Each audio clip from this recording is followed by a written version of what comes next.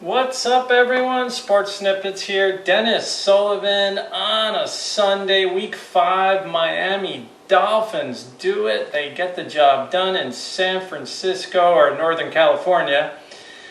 But they don't play their games right in San Francisco anymore like they used to at the old Candlestick Park.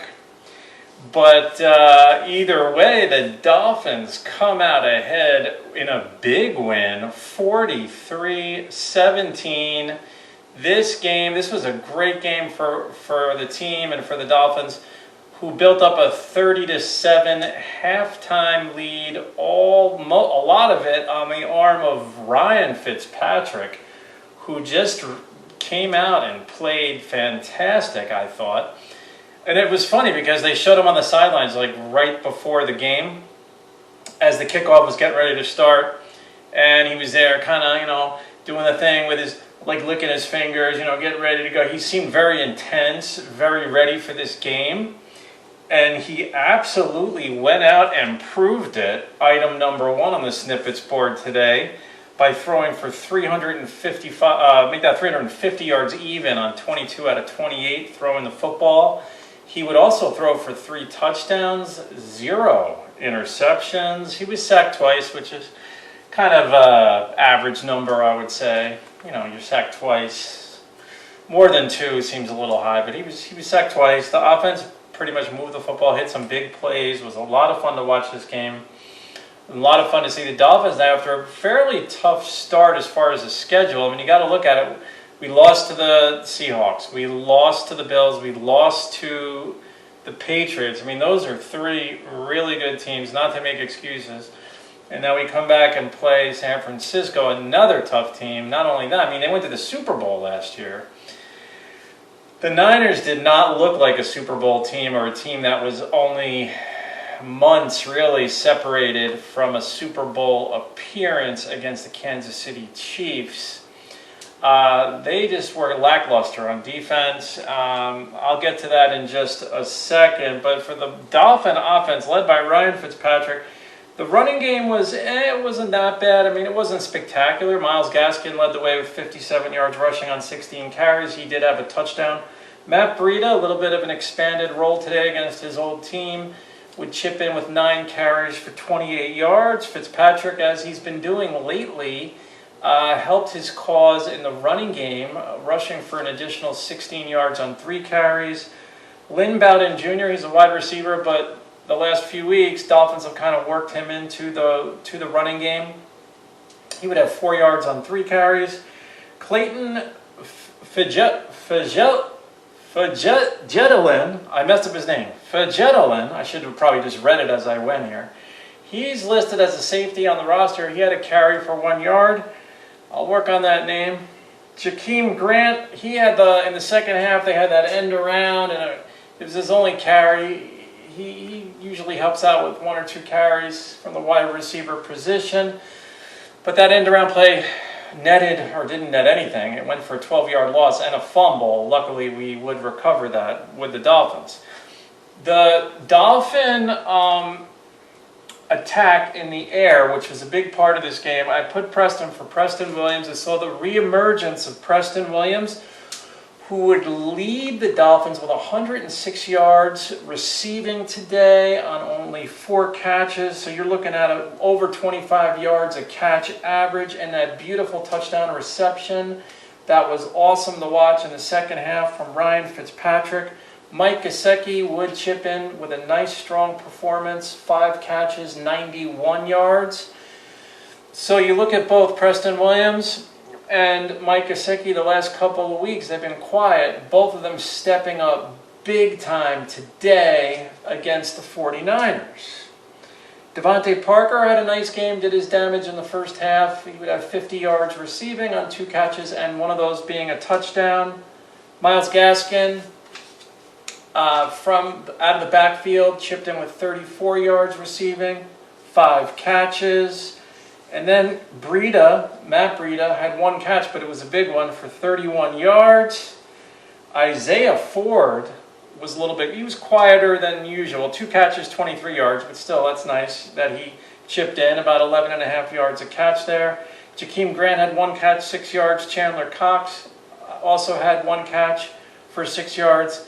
Adam Shaheen had the 3-yard touchdown reception.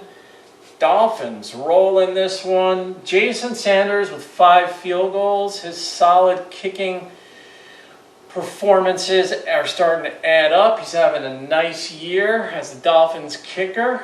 And on the defensive side of things, I would be down on myself if I didn't name or didn't mention Jerome Baker, who played another very solid, strong game with 7 solo tackles and assist. He did have that really nice sack in the second half where he just plowed through the line.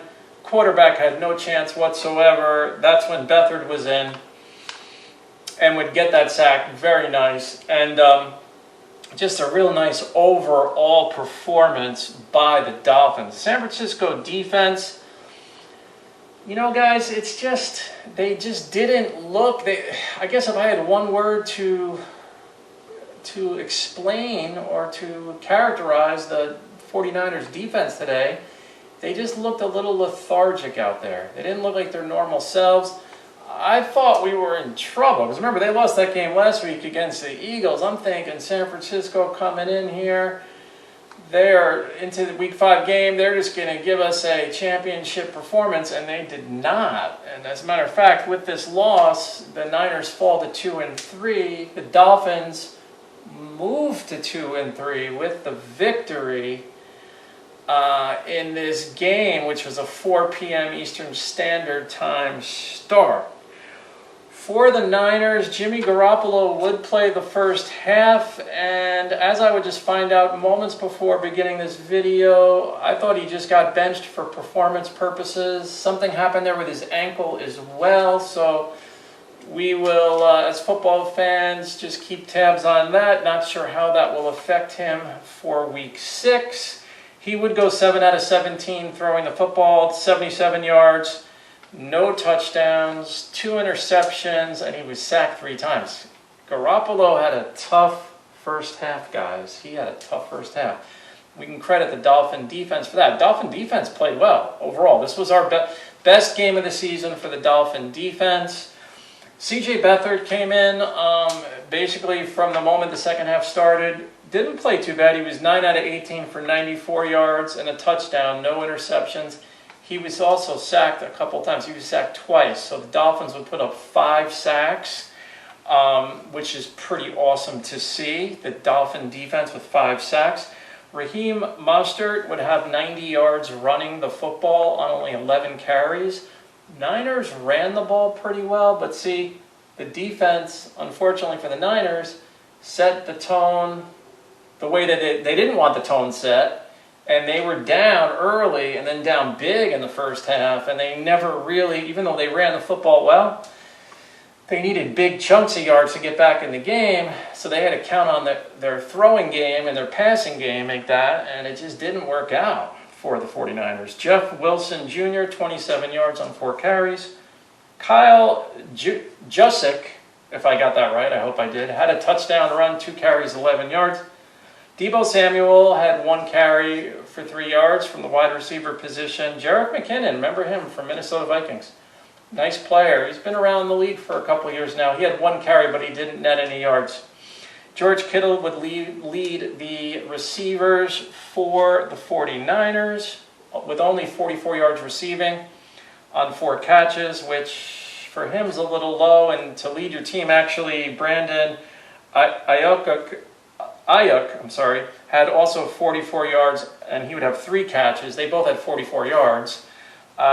Kendrick Bourne had 2 catches, 30 yards, and a touchdown. Mostert would contribute 29 yards receiving on 3 catches. Mostert had a pretty nice game. Deebo Samuel was quiet, 2 catches, 19 yards. Not much at all from him, really. He was just quiet. They really didn't seem to look for him much. He's a good player. McKinnon would chip in, 2 catches, 5 yards, guys. So where does this leave us? I put Coach Flores here as item number 4 on the Snippets board because this really was a big game for Coach Flores. As you recall, last year we had a terrible start. Dolphins had a nice second half of the season. They would finish with 5 wins. Tough start for the Dolphins this year, 1-3 going into this one. Definitely don't want to fall to 1-4. They needed this one pretty badly, and they got it done in big fashion with a 43-17 victory. So Coach Flores, I mean, I'm glad he's the coach of the Dolphins. I think he's got a lot of future potential with this team. And I think the team is definitely moving in the right direction. I say we stick it out with Fitzpatrick for now. Let's not rush. You know, it's easy to, you have a draft pick and you want to rush in your first round pick, right? But I think for now, you got to stick with Fitzpatrick. Tua is going to be good. We know that. But let's stick with Fitzpatrick, because you got a game next week on the road in Denver. It's a winnable game, though. We could be looking at a 3-3 team by this time next week. So just something to keep in mind. And not only that, Fitzpatrick's playing well. He's thrown for over 300 yards. This is 2 weeks in a row. So, and now with his 3 touchdown passes, you look at the whole body of work through 5 weeks, it's not bad. And if we look at the Dolphins now at 2-3, with the exception of that first game against New England, who's one of the better defenses in the league, clearly, guys. I mean, come on. They've got to, I mean, you look at New England, that's a strong defense. The Dolphin offense and Fitzpatrick, since week 1, has played above average, in my opinion. They've played pretty well. So we'll see how things go from here, guys. So as I mentioned, I already answered half of my point number 5. So the Dolphins will travel and play the Broncos in Denver next week.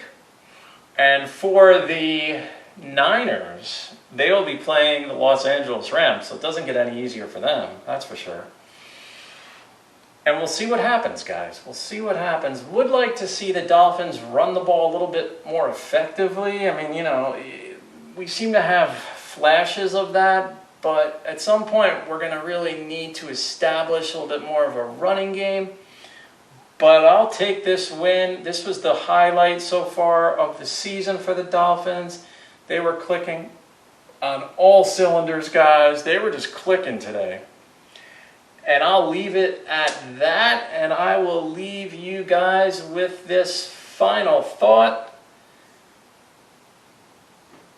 We can do it, guys. We can do it. Can we beat New England and Buffalo? Well, we didn't the first time around. I would like to think we can split. We got New England one more time. We got Buffalo one more time.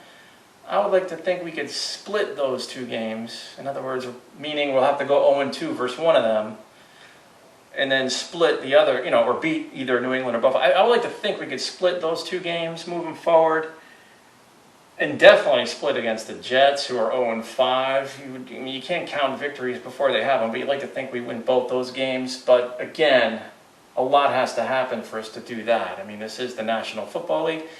You guys can find me as well. I have podcasts as well on various platforms. Sports Snippets with Dennis Sullivan. If you do like the content of this video, please go ahead and like below, and I will see you next time. Bye for now.